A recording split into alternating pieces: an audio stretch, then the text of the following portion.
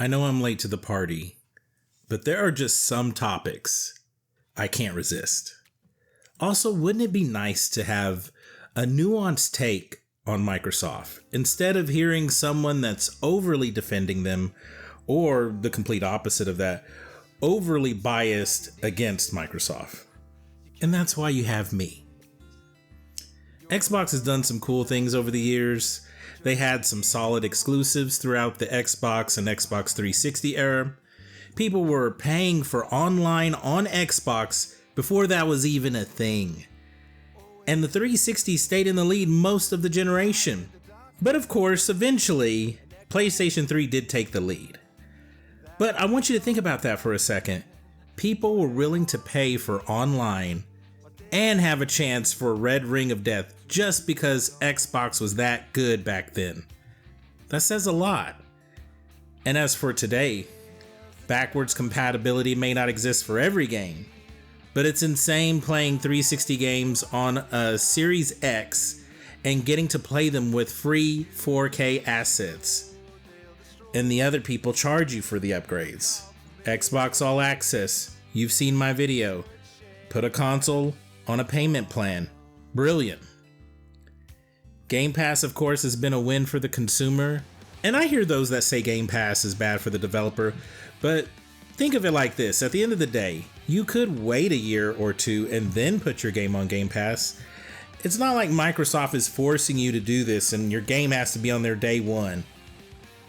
I think you have to be fair and say there are some devs that don't like the business model, but there are also lots of games being thrown into Game Pass regularly. So there's some that still want the bag. Also, those first-party games that go on Game Pass day one, that list is only going to grow. I'm saying all this to say, let's not pretend Microsoft has done no good. They absolutely have. However, it does appear, especially now, in recent memory, Microsoft keeps stepping on rake after rake. It's embarrassing. It's downright frustrating. Welcome to the channel, everyone. I am Ryofu, and you are watching The Gaming Harbinger. In this video, I want to go over some of the games Microsoft has canceled. I know some people are upset about the layoffs, but I am not going to talk about that in this video. My heart goes out to those people, and I wish them the best. I believe there are parts of this conversation that I feel aren't being discussed, so that's what I want to do today. I'm trying to take the conversation in a different direction, because I get it. You have watched 50 videos at this point on this topic, and jumping between Xbox cancellations to screeching about Nintendo not caring about physical media, it's all exhausting. It's exhausting for me. So here's how we're going to do this. First, I want to discuss some key figures that have left these acquired studios. This section will also include situations where a huge chunk of the team is no more. The second section of the video is going to be about checks and balances during the development. Now, this section of the video, I want to be really clear about this. I want you to know I am no different from you, the viewer. I have never made a video game. So some of my questions or theories might sound ignorant or naive, but it's only because I don't know the ins and outs of making a video game. Please add some commentary to that section if you feel you know more on the subject than me.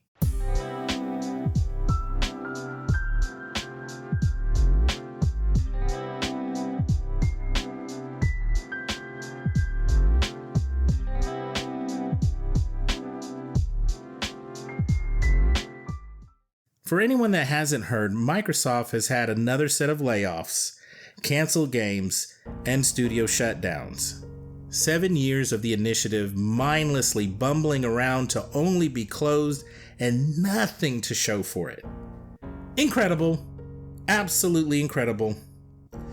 But I want to chew on this for a bit. The initiative is one of the few studios that was created by Microsoft.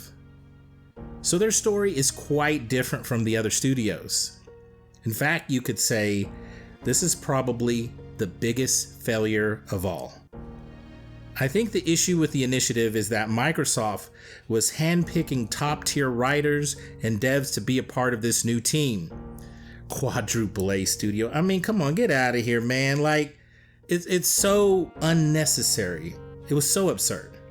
At one point, they had one of the writers from the 2018 God of War game, and then 2 former Naughty Dog staff members, and some other people I'm forgetting. But to get to the point, they were dropping fat cash to get top tier people. But this is a little deeper than Microsoft just can't run a studio, bro. I think the initiative has shown us that some things need to happen organically. In 2022, half of the core team behind the Perfect Dark game left the studio. After this, Crystal Dynamics was brought to help develop the game, which I guess led to the demo we saw.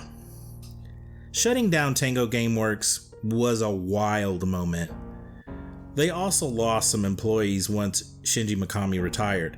Now, the number of employees that left around the time Mikami left is unknown, but Shinji Mikami has been talking about retiring for a while now, and so he did not leave because of the acquisition. And you know, I'm not going to get into the details, but I did come across an article, and I'll leave it in the video description amidst a bunch of other articles, so you guys know I'm not just making up the stuff I'm talking about right now, and you have an idea of where I got all this information. But I found this article where Shinji Mikami is pretty much saying the reason why he left, and he didn't say anything about Microsoft. It wasn't anything like that.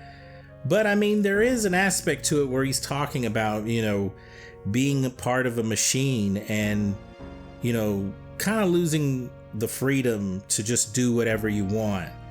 But he had been feeling like this for a while, and it was pretty close to around the time when he was working on the original Evil Within. But anyways, I'll leave a link for that article. So anyhow, the same could also be said for Ikumi Nakamura.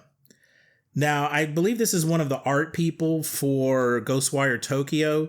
She left in 2019, and she now has a studio called The Unseen, which, if she's the person I'm thinking of, oh man, Ghostwire art, sick. Absolutely sick. Now, I'm laying all this out for you guys so you get a big picture of everything. Now, the initiative and Tango Gameworks situation, let's just put a pin on that for now. Let's talk about some of the other studios. So I think there is a situation that flew under the radar, and that is people leaving the acquired studio once it has been purchased. By the way, I'm not necessarily saying they left because of the acquisition, but it is something I never considered, and now I am. There seems to be some people leaving these studios because it was time to move on. That's fair. But some of these people, I wonder if this was more of a abandoned ship type of approach. Hey, I'm asking because I really don't have a clue. I wish I had the answers.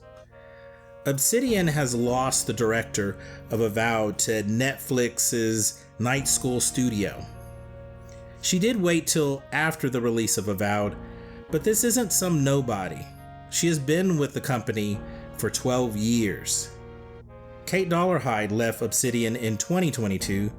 This person was a lead writer for Avowed. Now, I hear you guys. I know some of my subs don't really care for Avowed, and that's totally fine. But that's not really the point of this. I understand Avowed is not a masterpiece, but I think it's important to note that they lost 2 key employees at Obsidian. That's the point that I'm trying to make. Now, let's jump to Arcane Austin. Around the time we saw a trailer reveal for the game Redfall, it appeared they had already lost half the team. Not only that, the people who decided to stay were hoping the game was cancelled. The people that left might have decided this due to being forced to make a multiplayer game. It was not in their wheelhouse. Now, this part probably falls more on Bethesda than Microsoft, since this decision was made before the acquisition. But Microsoft could have shelved it. Instead, I think they felt they needed to fill the void, and they needed some games to come out during that time, so they pushed Redfall forward. There was also Harvey Smith that left, a key member of Arcane. Bethesda also lost Pete Hines and Matt Fyror. I could go on and on, but now I'll just say why I'm bringing all these blunders up. I know some people look at this with no nuance and have a very one-dimensional approach to things, but it seems as if there are key figures who've left a lot of Microsoft's ranks. I really do think this is something that a lot of us have overlooked. If I buy a local restaurant in my town and half the employees leave, what is going to happen? It's going to run like crap until I can get more people trained up. And if you lose the people who loved and were passionate about the place, that's a colossal loss.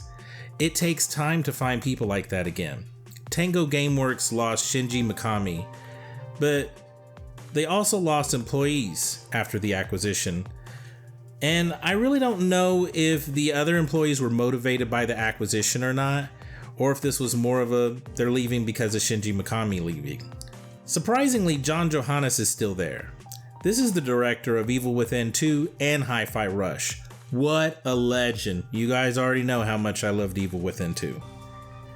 But all this being said, it just looks crazy on the outside looking in. I also want to add that there are rumors regarding Undead Labs, the State of Decay creators. There is a rumor that there are development issues as well as a toxic work environment. And unfortunately, it sounds like it's similar to what was happening at Activision. And we do need more details on this, however, so I'm going to just throw that out there and be completely honest about it. I don't know more on the situation than that.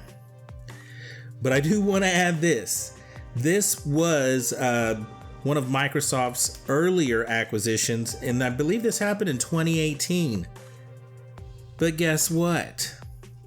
Jeff Strain, the original founder of Undead Labs, when does he leave? 2019. I mean, I really don't know entirely what all of this means, but it is definitely a pattern. What's with all these key people leaving once the studio is acquired? Is it really that Microsoft is greedy and the key members got pushed out? It could be. Or what if the key members see the writing on the wall and leave before things go sideways? This could actually be a strategic way to provide resistance if you are just an employee.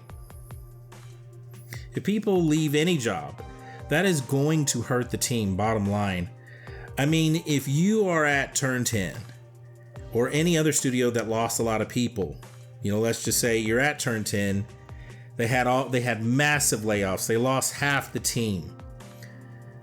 I mean, you could just leave after that. That could be the people that survived, I guess you could say, the layoffs. That could be their way of expressing themselves, expressing their displeasure.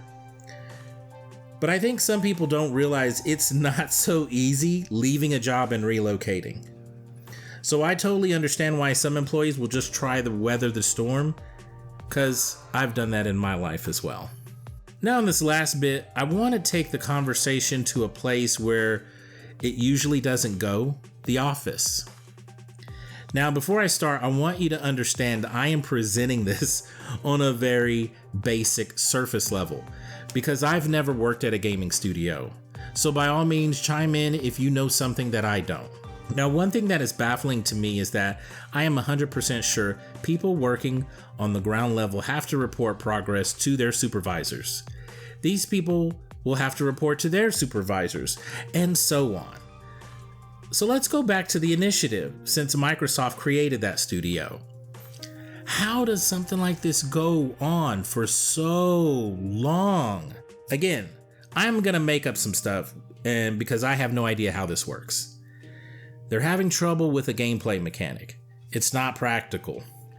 They remove it and replace it with something else. Now the animators have to remove something and add something else in.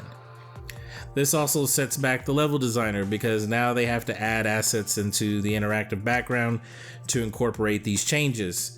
So the setbacks are affecting multiple people. I can totally see this happening. But why did this get dragged out for several years?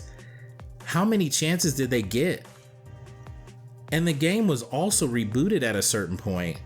What was changed exactly? Was it the story that was rebooted? Was it the gameplay? And I get it. You wanted her to move like Faith from Mirror's Edge. Hey, I mean, come on now. I mean, I don't blame you for that. We love Faith. I wish we'd get another Mirror's Edge, you know. Probably won't happen for a while, but, you know, I know it's not a popular series, but I always thought Mirror's Edge was cool. Anyways, back on topic. I have been at jobs where you work for a team and then that team has a lead and then that lead has a supervisor and so on and so forth. There are checks and balances, or at least there should have been. I don't know. It doesn't make sense that multiple studios are acquired and then the top people leave shortly after, and now there is chaos and uncertainty. It's like that is the pattern. It keeps happening again and again and again. I really think some YouTubers can become very one-dimensional in regards to conversations such as this. Their response to all this is greed and wow, good job. Did you come up with that all by yourself? Good boy, good boy. I mean, I just think there is a bit more nuance to this and there are a lot of moving pieces. I don't think cutting Turn 10 in half is as simple as greed. I really don't think it was Microsoft's master plan to acquire these studios and then turn around and cut them in half. And now their employees that stay after the layoffs are extremely stressed out and they are not going to get the same quality of game they got with double the amount of people.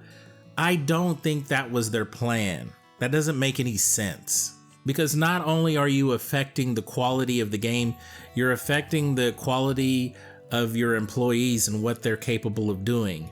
So, and that's also going to discourage them from wanting to stay at Microsoft. Why would you want to stay? And they're already shorthanded. You're like, I'll just go somewhere else where I don't have to deal with all this. I don't think that's Microsoft's plan. I don't think this was the vision. I think things have changed. Well, in the case of Turn 10, their situation is slightly different. They lost half of their team members due to layoffs and will no longer be working on the Forza Motorsport series. Instead, they're going to be working alongside Playground Games with Forza Horizon. So maybe they won't necessarily be overworked, but they're probably not excited at the fact that the series they have been working on for years, they no longer can work on and it's discontinued. This was not part of the plan. Yes, they are slowly incorporating more AI into games, but that isn't going to fix today's problems. Lots of people keep saying they could have kept all of these studios running and operating and they didn't have to lay off all these people and this and that. Layoffs do in fact happen with acquisitions. I mean, that is a reality. This is definitely a little more than we were expecting, but I want to also present another alternative. Maybe Microsoft actually did bite off more than they could chew, and now they have to recalibrate.